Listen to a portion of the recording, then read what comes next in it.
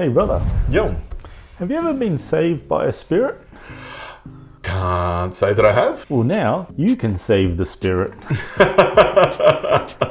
They're getting cornier all the time. Yeah. On today's little journey, we're looking at preserving spirits. Hey. And not just spirits, other alcohol beverages too, such as wine's a very famous one for trying to prolong its shelf life. The challenge is nasty things such as UV light and oxygen can turn your alcohol bad over time. Now, this also depends on a lot of variables, such as how long it's been sitting on the shelf for, and also other factors such as how much airspace there is in the bottle. So the more airspace you have, the more opportunity that oxygen has to affect the flavor of your spirit. Also, massive temperature changes up and down can really get a little bit funky with it. And I think from memory, one of the worst things is that direct sunlight. And that can really cause issues. So I should put a little blankie around my shelves to keep my alcohol away from the sun? Yeah. Indirect sunlight, not so bad. Massive, you're worried about direct sunlight, massive temperature changes, and obviously how long it's going to be sitting on the shelf. You know, a lot of people have their different concepts. My general rule of thumb is if you're going to leave it like this for say a year or two, you'd probably want to consider preserving it or drinking it. I like the latter option. Yeah, that's right. Yeah. Now, other people, what they'll do to avoid so much airspace, they'll just decant this straight into a smaller bottle. Smaller bottle, less airspace, less oxygen to react with the alcohol, and that's an option available as well. Keeping it in a nice cool place, especially limited edition ones, my really top super expensive ones, I generally keep those boxed. If they come with a box, which I think all quality limited edition ones should, keep it in there, nice cool place, and it should preserve itself neatly if it's unopened for a very long time. Yeah. And for other discussions like this, check out our basics playlist on the High Proof Brothers main YouTube page. But we can certainly do things to help prolong this one too. So like I said before, you can decant it, or you can use some other little additives such as these. My first little cab off the rank, product called Winesave Pro, simply places in an inert gas, argon, into the bottle to replace the oxygen there. Now this is a product commonly used for wine, but it is quite popular amongst the people who want to do this to various spirits as well. On those ones, comes with a little flexi nozzle. Now, the amount of argon I put in is dependent on the volume of air. I'm being real uppity and I only got a little bit of headspace, but I still want to like extra preserve it. I just give a little puff, but if there's a fair bit in there, I normally give it like a full second on there, or a little longer if the bottle is larger than normal. Unscrew the cap, you know, have a little drinky if you want to. Then I place it in most of the way, 1 full second blast.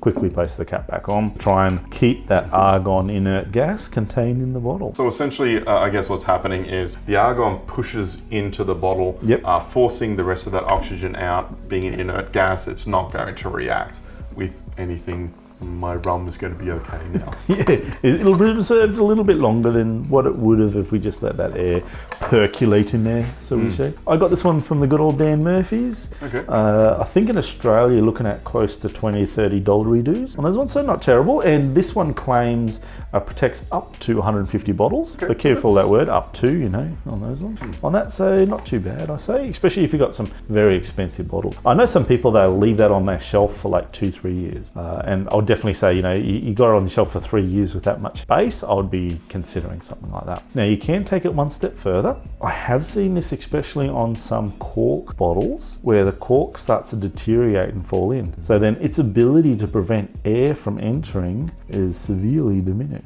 So that's where the good old Parafilm product comes in handy. Now, I got this off Amazon. It's actually a laboratory film. The agar, you know those cultures, those plates, and you're like sealing them. A fair bit for that type of stuff, but it's actually quite popular amongst spirit people who want to preserve it. They use this product too. It's relatively cheap. I bought it so long ago, sorry I can't remember the price, but I'll put a link down below to this product. I got it off Amazon, good old Amazon. And for me personally, what I normally do is it'll actually come out with line markings, so you know where to cut.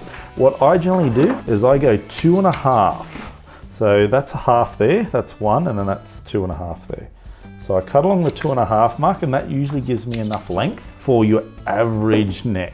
Then if you look at it, you'll actually see there's a peel point. It's slightly exposed on this edge for you to remove it. So I just pinch the edge, peel the protective cover off, and this parafilm, from memory, it's actually like a paraffin wax.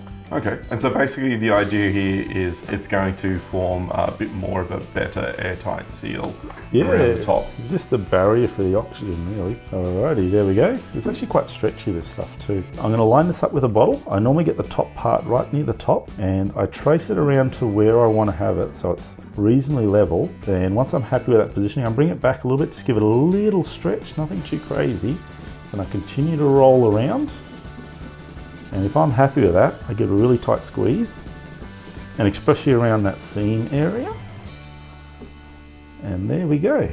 Well, yeah, that is tight like a tiger. Now, also another interesting thing you can use this for is if you do live in a hot environment, if the bottle gets too hot, from my understanding, the alcohol can vaporize and enter, and actually the pressure, the gas pressure will start to build up in here, and you might actually see a bulge in the parafilm indicating that that's occurring. It's just like extra level of protection. So if there's a bottle that I really like and I'm not going to drink it quite some time, and I'm personally not a fan of decanting into another smaller container because I want to look at the bottle too, and I want to like display it. So I will put some Winesave in there, wrap that around, especially if I don't trust the cork. And I had one, I know my down or 12, the cork started falling apart. So I couldn't really trust the seal. Bit of parafilm, now I can trust it. And it is preserved for a long period of time. There's all sorts of little fun little products. A few things: cool, dry place, out of direct sunlight is for most of you. But if you start drinking it, then you stop and you've got a fair bit of airspace, then yeah, you might want to consider some of these things. And you know what to do, all the likey, commenty things down below. And we have been the High Proof Brothers. In my head, it was like, you bought it by the bottle. Oh, that just ran up to the back of my throat and punched my tonsils.